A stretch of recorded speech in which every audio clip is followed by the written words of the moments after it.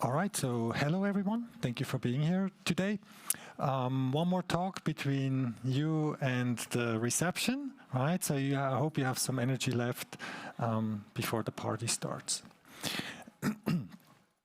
So Gradle as a company has been deeply rooted in open source work. We did the first Gradle release in 2009. By now we have more than 30 million downloads every month. It's a license under the Apache license, so fully open source. It's also the build tool used the most when people build a new project on GitHub that is open source. We have an integration into Eclipse with BuildChip. We built that about 9 years ago and still maintain it, still extend it. And we're also a contributing member of the Eclipse Foundation. Right? We are also sponsoring that for the last 9 years. And so we're happy to also be a sponsor here, a premium sponsor, which also gives us this opportunity to speak a little bit about Develocity today and develop productivity engineering in general. As I mentioned, we're also a contributing member, trying to give back something to the open source world. But let's take a step back, right? So I think everybody would agree, time is precious, right? We don't live an eternal life, and many of the activities we do are only relevant in a certain time window, right? And so it's really important that, I would say, for being happy and to have impact, that we make really good use of that time. Right? I think that could be applied in general to life, but specifically also when it comes to development. Right? As developers, we are most effective when we're in this so-called state of flow. Right? That's when it's just our IDE, it's us, and we're writing code, we're making changes, we get quick feedback, we're just cranking out features at a high pace, of high value and with high quality, right? But the reality is often different, right? It's really hard to be in that state of flow for a long time, right? Or even be there at all during the time. We have to spend a lot of time waiting, which leads to context switching. When something goes wrong, it's inefficient to troubleshoot. We often have to resort to Google and find our solutions, and we take decisions based on gut feelings. Right? We're not really sure, but probably we should do this or we should do that, or that might be the problem. Let's see if it fixes the problem. Right? So a lot of speculation in there as well. Right.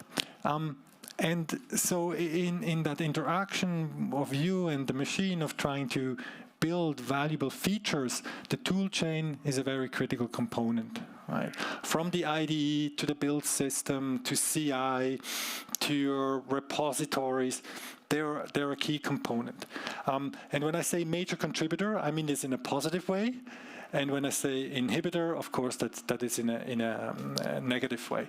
Right? So if we have a really good tool chain setup, we can be in a really good flow. But if we don't have an effective tool chain, it can be the opposite. Right? It is a key component. Said in a different way or made a bit more visual, things typically take too long. I don't think there's anybody in the room that would say, well, my builds are too fast. I want slower feedback from CI. I want my IDE to open more slowly when I import the project more slowly. Right? Everybody says the opposite. Things take too long. And when something goes wrong, it usually takes too long to fix things.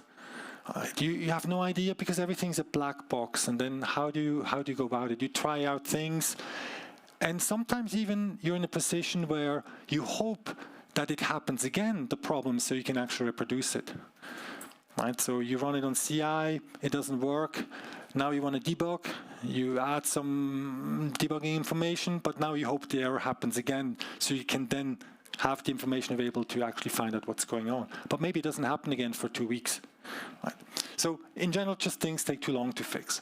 Right? And the third category is, and I'm pretty sure you all know that one, you do something, it fails, let's say on CI, red build, and I'm asking, hey, it's red, what should I do? People say, well, just press the run button again. It might run the next time or succeed the next time. Right? I'm sure everybody is in these situations. So you already know that it might go wrong, and you just wasted the whole build, the whole cycle, CPU, etc., and your engineering time, knowing that it might not work and you have to hit it again. And if you're talking about the 2-hour build, well, that is a lot of time that is wasted. Right. And you add that up with multiple engineers, with a whole year, and a lot of time is lost. Right? Because it might look like, oh, 10 minutes, who cares, 10 minutes? Well, how many times you build a day? Oh, 5 times. Oh, how many days a week you work, and so on. And so you realize, oh, this year, I waited 3 full weeks. Right? Do you do something during that time? Yes, typically you do. But with these short build times, I mean, you have the context switching. It's not effective use of your time. Yes, you might check your email, but it might also not be long enough to finish reading the long email, so you go back to your code and so on, and in the end, you're just tired. It's also from a GitHub survey that backs this up, what I'm saying here, so I'm not speculating, I have data for this. They made a huge survey, as every year, GitHub, and what are people spending the most time on, or developers spending the most time on? Developers said, besides writing code, they spend an equal amount of time waiting for builds to finish, or basically in the end just waiting, but it goes into more details in other places. So imagine this, you're spending half your time day writing code, and the other half day you're spending your time waiting. I mean, it's a crazy ratio between these two. Right. I think it would be a little bit like you go to a gas station and it takes you equally long to fill up your tank with gas as you can then drive around with it. Right. This would be very inefficient. And that's where developer productivity engineering as a discipline comes into place. And it has the goal to maximize your developer productivity. Right. It also mentioned happiness, which is an important factor, right? You might work at a company where it's just so inefficient to work at, where you decide, I'm going to go somewhere else. Because it is frustrating to constantly wait and not know what's going on and so on, right? So it is a key factor also that you feel satisfied. And that comes with being efficient at what you do in your work. Right. So, but also to make sure, this is not about, oh, well, if you use Scrum instead of XP, you will be faster. Or if you all go back to the office instead of working remotely, that might make you more efficient. That is a different category of optimizing. What this focuses is on tooling. Right? How can we use tooling to become more efficient engineers? It's not replacing anything that already exists, but we see it as kind of the next really big revolution in software development after DevOps, right? And with developer productivity engineering, everything is shifting even more to the left. So instead of waiting and saying, well, let's optimize the operations and development, let's start even earlier when we're not even talking about operations. We're still talking about development at very early stages. We can already be very productive at that point, right? So it's not replacing anything, it's just moving things to even earlier stages. We're not going to go through all this, don't want to scare you, but I just want to kind of convey that there's a framework behind this, there's a deep thinking about it. What are the different pain points? This would be the black line. Then how can we address it? And what is the result? Right. So there's a very almost scientific approach to, but also a very practical approach of how we can address inefficiencies in productivity. So I will explain a bit more about the tool that we have to address this on productivity and make you a productive engineer. And it could be really relevant to you as well, because we are currently working on hopefully bringing Develocity for free for everybody that works on an Eclipse project when they work on these Eclipse projects. Right, we do this already with the Apache Software Foundation, with Spring projects, with the Micronaut Foundation, and we would like to do the same with the Eclipse Foundation. So basically bring that to every engineer that works on Eclipse project for free. So that's why I'm saying might soon become available, right? But still, I hope that makes it extra motivating to listen what you could get for free very soon. If it doesn't work out and you work on a project that is active, you can also always reach out to us directly and we can see if we can set up an instance for you. All right, so Develocity, as it's called, is a platform with the goal to improve the productivity of an entire engineering team, a single engineer, or a group of engineers. Right? And it does so by capturing data and giving you insights. What happens when you build your software? Because once you have the data, you can make informed decisions. Whether you will build with Gradle, Maven, Android, Bazel, SPT does not matter. We're from the company Gradle, but it doesn't mean that you have to use Gradle as a build tool to benefit from that, right? You can be on Maven, and I think many Eclipse projects are on Maven. You get the same benefits, if not even more, right? Also important to understand is, whatever I'm going to show you now, whether you build locally or on CI, it applies equally, right? It's not a tool that only applies on CI. Whether you build on Jenkins, GitHub Actions, or your own machine, you will get all the benefits of the things I will show you. Right. So it's a combination of capturing data, no matter what build tool you use, and then acceleration technologies to also give you quicker feedback. So you spend less time waiting. Right. If you see this on a diagram, right, whether you're on CI or you're a developer, you connect once to the Develocity server, which is a little plugin that says, here's my server at this URL. And then whenever you build with any of these build tools in any environment, it will capture data about the build, about nothing else, send it to the server, and there it can be analyzed. It can be visualized, it can be aggregated, you can export the data, but in the end it is a data platform, right? The power here is in the data.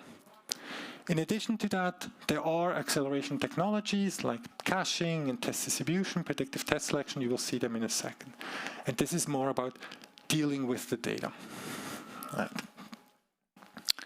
So, build insights. Why is this so important? Imagine you're flying across the ocean. You're the pilot, right? And you're driving or you're flying with this as your instrument, right, over the Atlantic. Or you could choose, you want to use something like this, right? So which one would you prefer to fly with? I would assume it's the second one, right? It gives you a lot more insights about what is going on for you to understand, are my engines still working? Is everything in balance? And so on. Even if things are going okay, you want to know, you want to have confirmation that things are okay. Or if things go downward, you also want to know that very early, right? Or if things go totally out of control, you will be in a much better situation to fix the situation if you have more data available to understand what is happening. And then as you make changes, you will quickly realize, oh yes, that was a good change. Maybe an engine is out, you turn to the left and you see, okay, I'm gaining height again. That's probably a good change. Or you might see the opposite. The data might show you, okay, no, this was not a good change. Then maybe try something else. Right. So there's a lot of power in having this data available.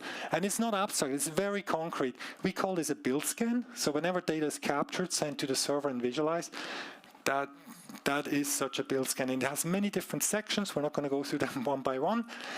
But just one example that I want to give you that you're probably all familiar with if you use snapshot versions. Anybody uses snapshot versions? Okay, there's at least one person in here. Usually it's even more. Maybe there are, but they don't want to say it because they think, oh, I'm going to say something bad about them. I will not. But let's say you build locally, everything's fine. You build on CI, the same commit, it's not building, or what's going on.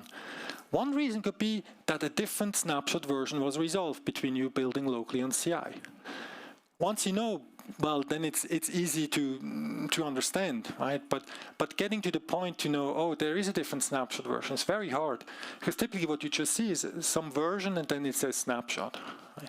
But we can resolve this and we can actually show, as one example, the exact version that was resolved.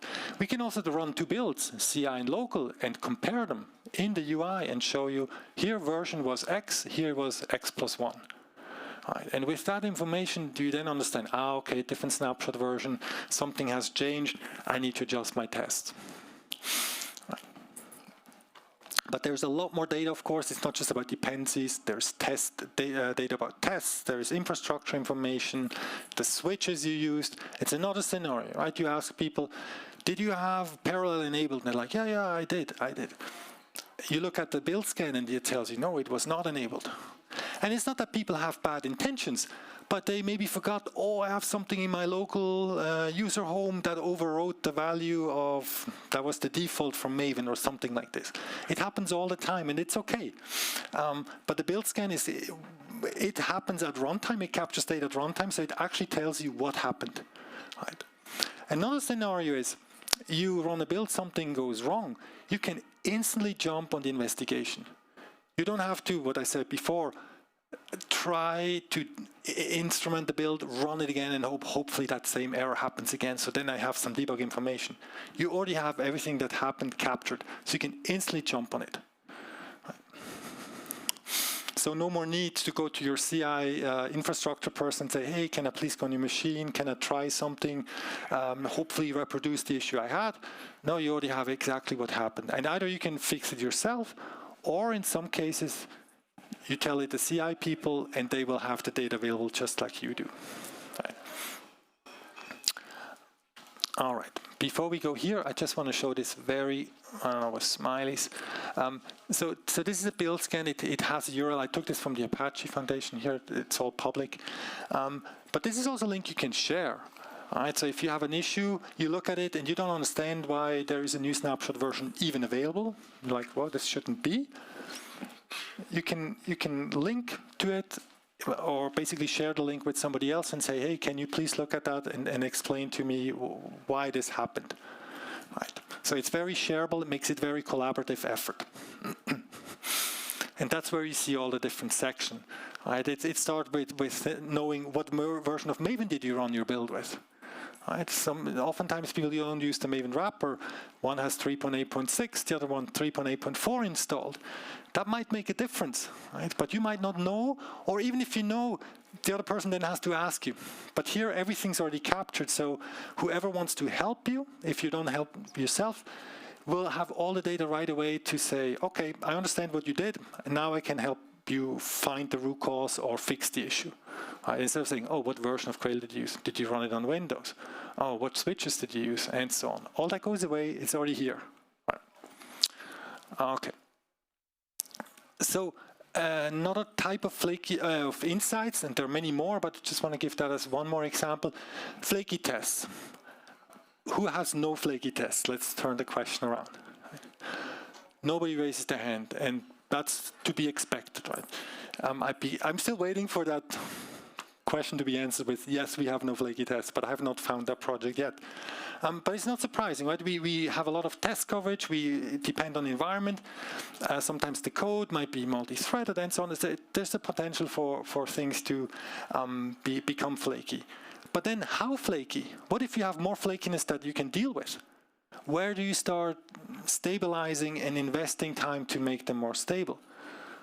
Right? If you have a ton of tests and you have, let's say, 100 flaky tests, you want to fix those first that have the most negative impact. So they fail the most, meaning they create the most red builds, which leads to the most rerunning of builds. It means the most people are affected.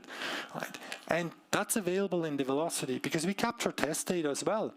And when we see, oh, the test was red, next time it was green, or the other way around, even though nothing changed, okay, that's a flakiness. And then we can sort by that as well. Well, it's a little bit small here. But I'm prepared for smallness by having this here. But now I need to. So then we can see, oh, in that project is Kafka coordinator test actually was flaky 146 times within a 7-day range. So that's the one I would first look into making stable because it created the most red builds compared to the one that was only flaky 7 times. Right.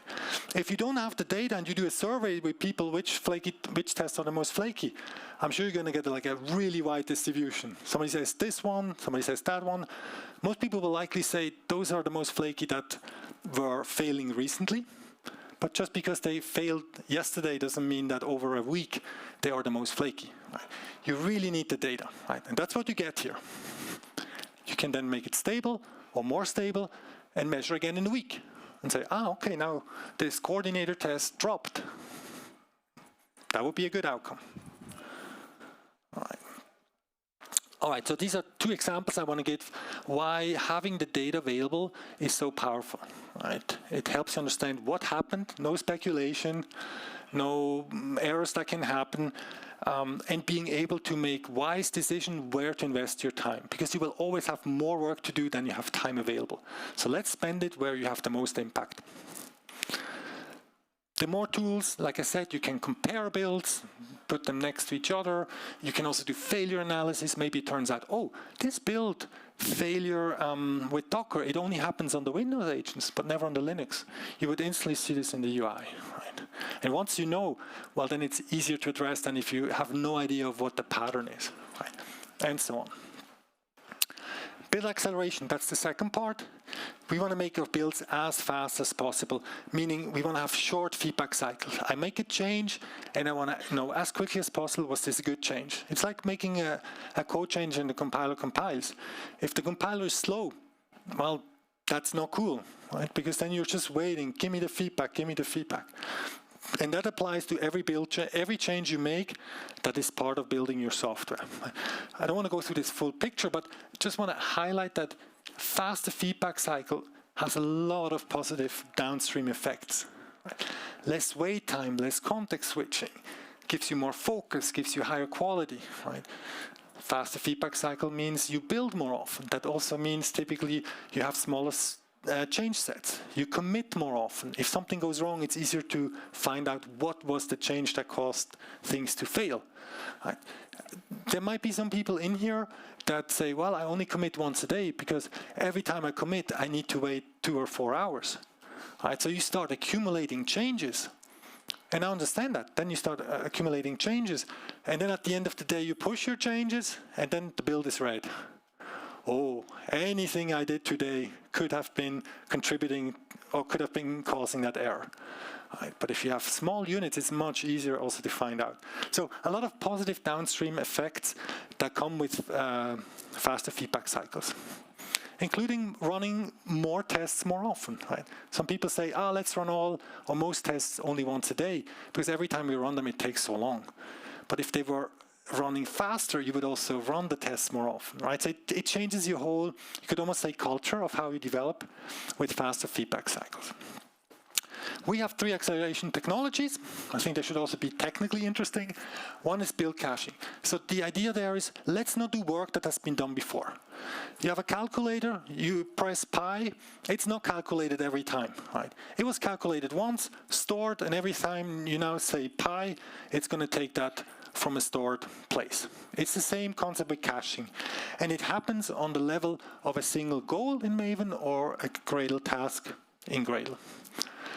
So it's a very small unit. And it doesn't matter which git commit you have or anything else. It just looks, oh, compiler goal, I need the sources, the compiler class path, the compiler settings, etc. Whatever influences the output.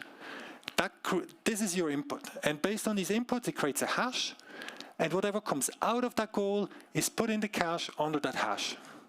So that would be the compile classes. Source code generation, the input might be your template files and some inputs, and the output would be generated source code. That would then go into the cache.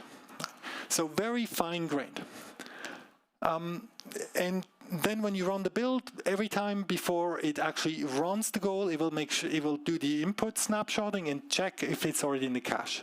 A local cache, but then also a remote cache that can be shared between multiple users. And we'll see in the end why this is also relevant for open source or work. A question there. Yep. Something that can be useful with monorepo. For example, when we have multiple dependencies shared between the different projects with monorepo, that we can just share them between them. Yep. Okay. Yep. Also, a nice side effect is you start worrying about, oh, if I make a change here, I only run this goal on this sub-project, and here I only run this goal, because you know you've been on the project for a while. But instead, you basically run the full build all the time, and Develocity will just say, this hasn't changed, hasn't changed, hasn't changed, let's just take it from the cache. It's super fast. Right? So all the complexity also goes out of, you don't have to have it in your head, and you also don't need to map it to CI. Where in CI you say, oh, for these sources I run this, for these source changes I run something else. Basically, you run everything all the time and just rely on the cache. A stupid question, but I need to ask it. Is it possible to integrate it with Bazel builds in any way? Your Gradle Enterprise? Because there are some features that are lacking there. Yep. In Bazel, at least in our cases, and I think they are here. Yes, we also have the support for Bazel. Yep. All right, so that's the build caching. So just a few scenarios. One is you change branch. You need to fix something for production. Different git commit ID, but maybe most of the source code is still the same that you currently have on main.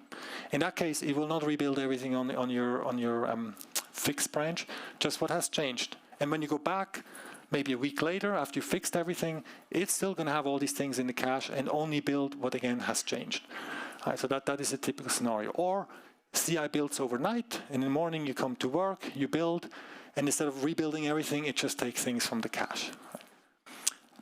All right, next section, our next acceleration technology is predictive test selection. That's based on a machine learning model, which says, for a given set of changes, let's run only those tests that are likely affected by that change.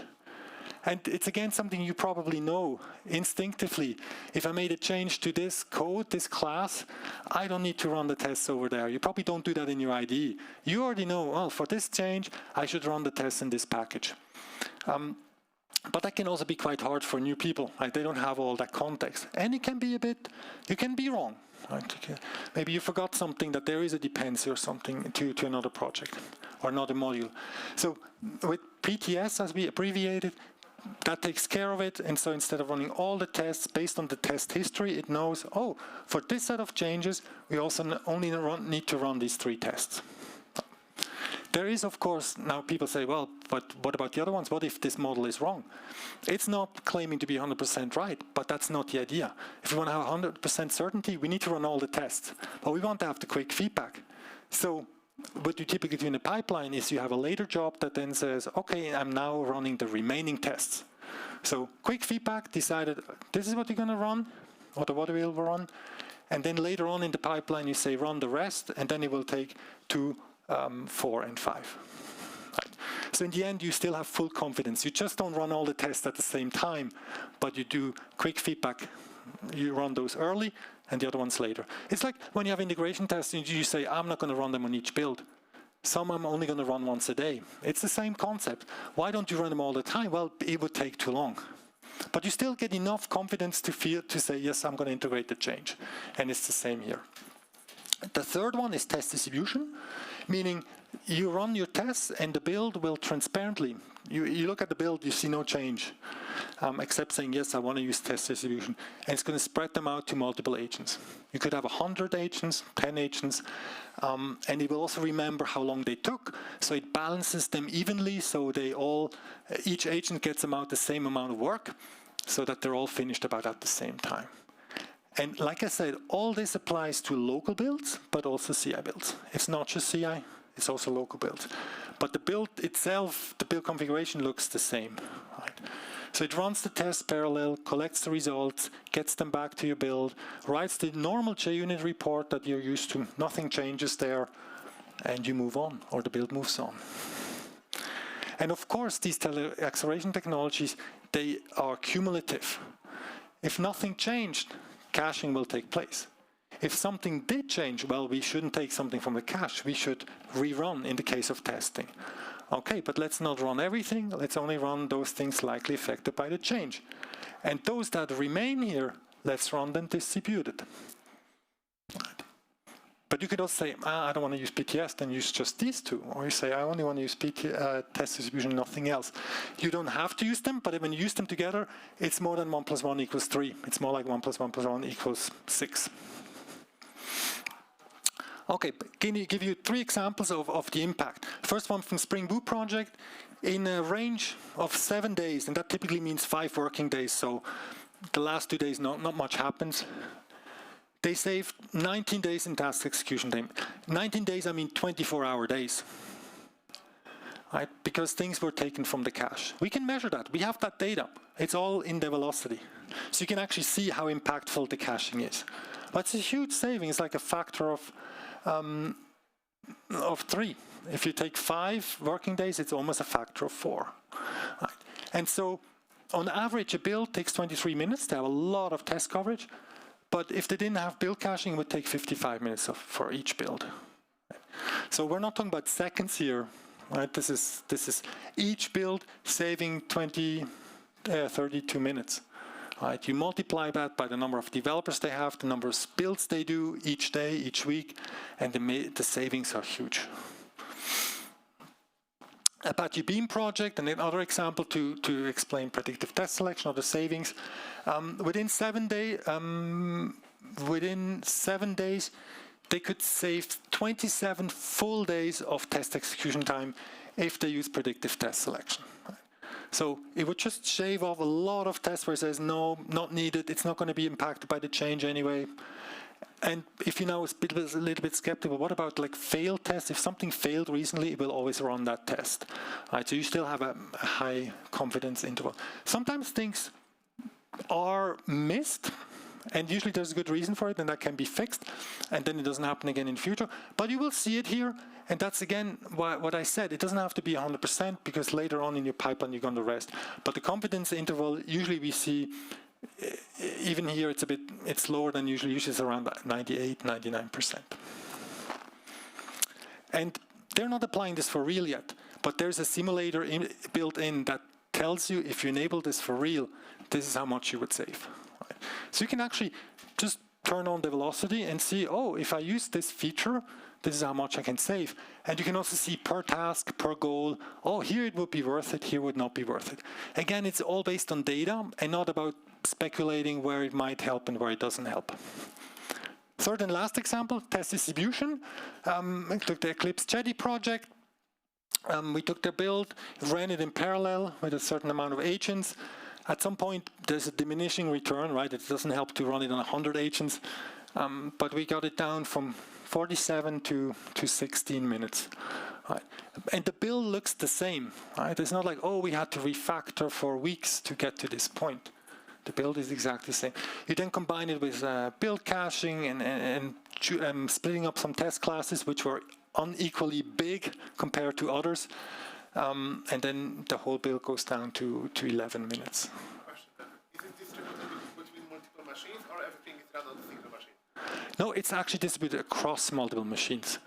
Yeah. It's not like usually with Gradle when you can say I wanna spin off more processes on the same machine. That's not what it's about. This is about multiple machines. Yep. And what was the gain of the cost? What was the cost increase between those two builds, 47 and 16? For this build, I don't have the numbers, right? But we did the experiment. It's very interesting, but I wonder because additional resources for that. Yep. Yes. But we did the math with some other projects. Spring Framework, I think, was one of them. But even over a year for Spring, and we had a lot of agents. Like we checked how much, where we still have a lot of benefit. And then at some point, two more agents didn't help. But the costs were really almost negligible. It was something like, I don't know, $1,200 a year on AWS, but for the size of a Spring Framework project. So there's autoscale. So they are just spin on the time of the test and then they turn that tier down. Okay. Autoscale is supported as well. Yep. Yeah. And also when you look at the costs in something like AWS, I mean, they are marginal compared to the savings of an engineer waiting, right? What you cost a minute versus what a machine costs on AWS a minute is way different. Calculator works in a different way sometimes because they are already paying for the developer's time and they are not paying for machines.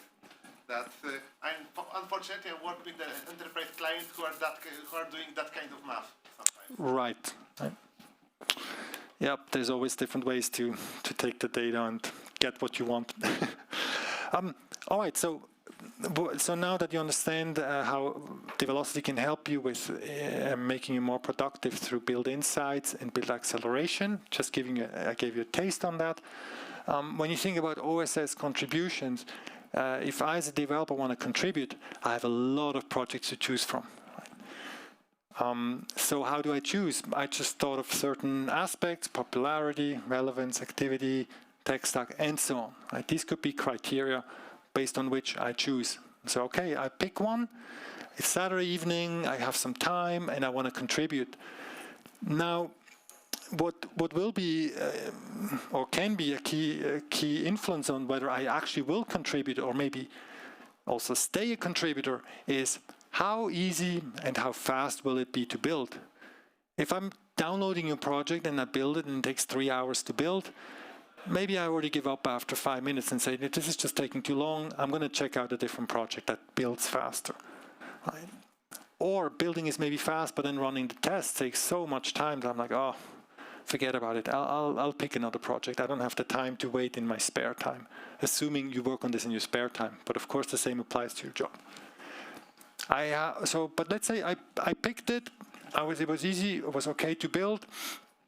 Now I check it in or commit, make a PR, and now it doesn't build on CI. And I have no idea why. It's not obvious.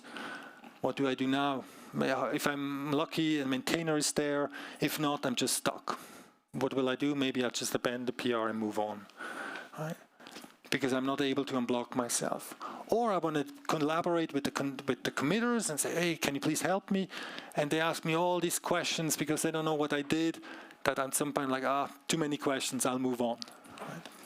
So there can be a lot of things that can create friction, but said differently, if that friction goes away, it can be very attractive for people to stay on your project and to join your project, right? They can build quickly, and it's really easy to build. You have an error, you have something available to quickly resolve the problem. You can help yourself, and so on, right? And to make that more hands-on, let's say I check out the project, and the project was already built on CI on CI, the project was built with build caching enabled. So all the artifacts from each goal that is cacheable are in the cache. And now I check out, I run, and it takes everything from the cache. And I have my project built in 3 minutes. That's, for example, again, a Spring Boot project. It takes, like I said, about 75 minutes. But if everything comes from the cache, so that's the best case scenario, it takes 3 to 5 minutes, depending on how many dependencies you already have downloaded. That's really fast, right? And then I can start right away, even if it's a little documentation fix. But if I have to wait 75 minutes to make a little documentation fix that I want to be sure I can build again and make sure everything's fine, probably not going to happen. Right? So caching is really helpful for contributors to say, yep, this was fast, let me continue, let me make a change. You build locally, everything's fine, but it doesn't build on CI. I mean, it's a very typical scenario. If you have the build scan available and you can now figure out yourself, that's what was going on. Okay, now I can fix it and now it's green. You didn't have to bother anybody, you didn't have to wait, maybe time zones involved and so on. Great, you were just able to help yourself. You want to stick to that project. Or you can't help yourself, but now you can point a maintainer or a contributor to your build via build scan and say, hey, this is what I did, it didn't work, can you help me? Or you compare your build scan locally with the one from CI, right? There's so many possibilities that open up by having the build data available and being able to share it and collaborate. Or you have flaky tests. You don't need to ask anybody, oh, can you create me this special tool or whatever. The data's right there. And that might also be very interesting. And we have seen projects also on Apache that had a lot of flakiness. And finally, that gave them a tool where they said, yes, we want to do something about it. And now we know where to invest it. We have the information available to where to address the flakiness and then measure again whether it actually helped. Right. And so to wrap this up, and I believe this can really make a big difference. So as I said, we're sponsoring some foundations.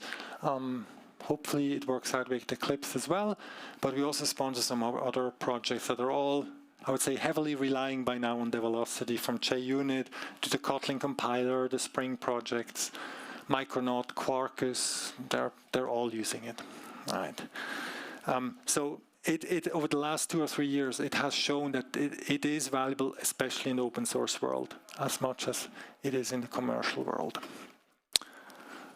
All right, and that was it. So I hope it gave you some inspiration of the importance of developer productivity engineering, and I wish you a great rest of the conference and a nice happy hour.